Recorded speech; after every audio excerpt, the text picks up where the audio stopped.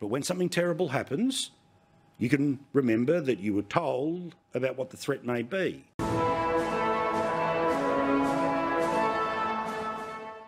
But again, in Senate estimates, a shocking amount of detail came out about a potential major security hole in Australia that looks like it could be exploited by unfriendly nations like China. Now, yes, the Prime Ministers all get along and the Premiers all get along and the upper diplomats get along, but of course China spies on Australia.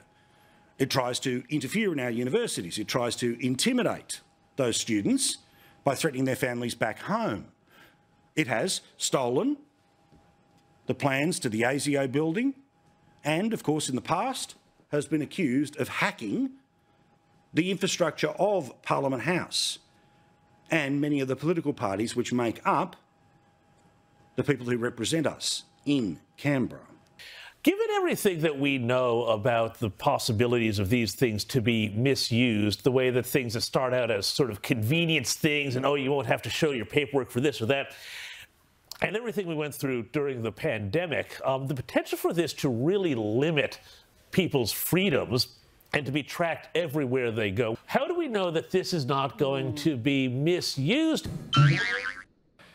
What was most shocking here is that the government rammed this through without any debate. There was a zero debate on that bill. No second reading speeches, no ability to ask the minister questions as there normally would be through a legislative process, and no ability to discuss and debate the amendments, many amendments that were put to the bill. So these laws, the government says they're voluntary, but there's actually very wide exceptions in place that allow companies to move away from the voluntary requirements and effectively make it mandatory for you to get a digital ID, potentially to open a bank account or interact with state government services. The government even refused to remove state governments from the ability to get exemptions. Well, fascinating statement here about some problems that are seemingly showing their head at the moment about the number of people who work for the politicians who we are not doing enough security checks on. And as has been the case in other states, the pressure is put onto the staffers as a way of eventually putting pressure onto the politicians. ASIO says it's potentially all sides of politics, so let's view it in that way.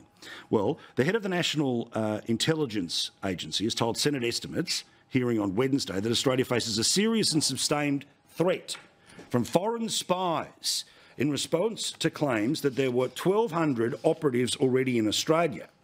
Direct quote from a bloke called Dr. William Stoltz, who's from the Australian National University, is a national security expert.